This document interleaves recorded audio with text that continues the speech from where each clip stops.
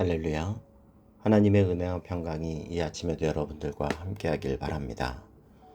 오늘 우리에게 주시는 하나님 말씀은 창세기 50장 1절에서 11절까지의 말씀입니다.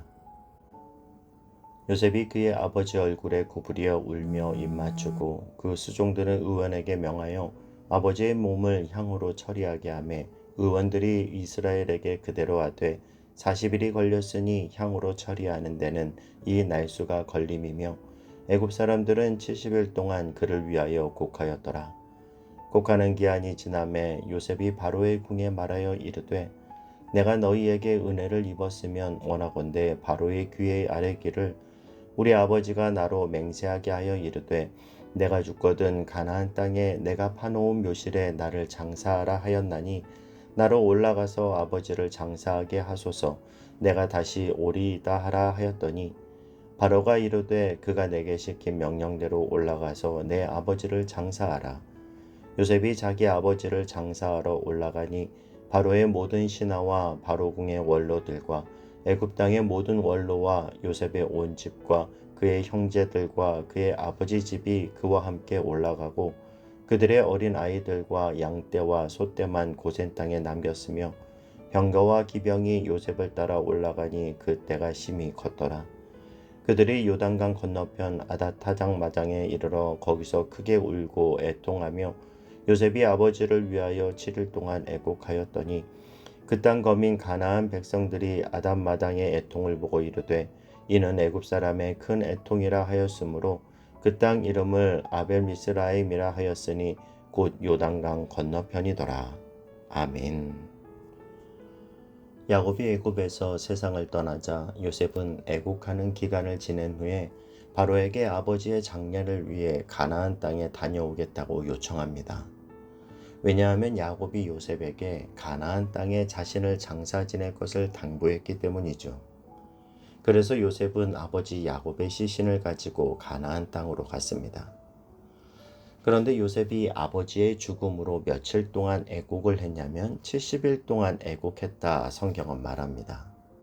저는 요셉의 이 모습이 참 신기했습니다. 어떻게 70일을 울 수 있을까? 요셉은 장지에 가서도 또 7일 동안 애곡하죠.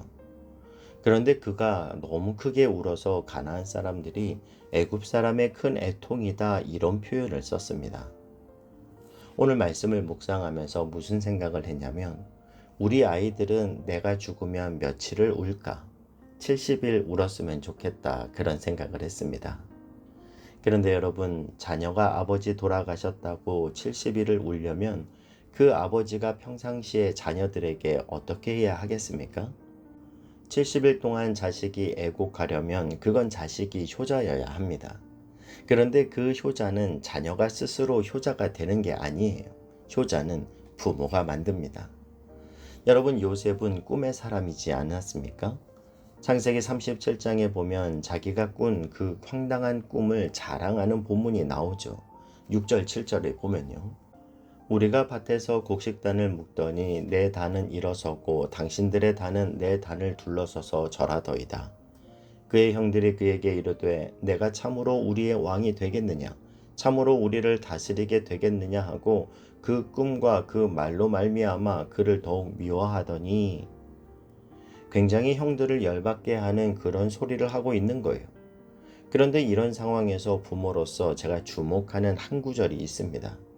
바로 그런 상황에서 아버지 야곱의 모습이에요. 37장 11절에 보면요. 그의 형들은 시기하되 그의 아버지는 그 말을 간직해 두었더라. 이전 성경에서는 그의 중심을 마음에 두었더라 나옵니다. 형제들은 표면적인 이야기만 듣고 화를 내는데 아버지는 그 아이의 심정과 그 아이의 말을 주목하고 있더라는 거예요. 저는 이게 부모라고 생각합니다. 세상은 껍데기만 판단하기 때문에 우리 아이들의 깊은 잠재력을 평가해 주지 않습니다. 지금 얼마나 예의 바르냐, 지금 얼마나 성적이 좋으냐, 지금 얼마나 온순하냐, 이런 것만 가지고 판단하고 평가하는데 부모조차 거기에 똑같이 반응하면 안 된다라는 거예요. 세상 사람들이 이 아이를 무시하지만 그의 아버지는 그의 중심을 마음에 두었더라. 요셉은 단순히 어릴 때 아버지가 채색 옷 입혀주어서 아버지를 사랑하고 따랐던 게 아니라 늘 자신의 말에 귀 기울여주고 나의 중심을 마음에 담아주었던 그 아버지였기 때문에 아버지를 따르고 사랑했던 것입니다. 시편 128편 3절에 보면 자녀들을 이렇게 묘사하는데요. 내 식탁에 둘러앉은 자녀들은 어린 감람나무 같으리로다. 감람나무는 올리브 나무입니다. 이 올리브 나무의 특징은 나무를 심으면 보통 7년까지는 열매를 맺지 않는다고 해요. 그리고 약간의 편차가 있긴 하겠지만 7년 후에 열매를 맺더라도 제대로 된 열매를 수확하려면 약 15년은 기다려야 된다라는 겁니다. 그러니까 이 올리브 나무의 특징은 열매를 늦게 맺는 나무라는 거예요. 그때까지 뿌리를 깊이 내렸다가 15년이 지난 그쯤으로 해서 그때부터 자라기 시작하는데 뿌리를 깊이 내리다 보니까 올리브 나무가 보통 20m 내지는 30m 정도 자란다고 합니다. 그리고 수백 년 동안 열매가 그치지 않고 맺힌다라는 거예요. 그런데 여러분, 하나님을 경외하는 복된 가정에서의 자녀들을 왜 올리브 나무 같다 말하는 겁니까? 그들의 가능성을 이야기하는 거죠. 경쟁 세상에서 지금은 얘가 뒤처지는 것 같고 모자라는 것 같고 심지어는 사춘기를 심하게 하고 탈선하고 가출도 하고 엉뚱한 짓도 하지만 그러나 거기에 절망하지 않은 것은 하나님을 경외하는 가정이라는 거예요.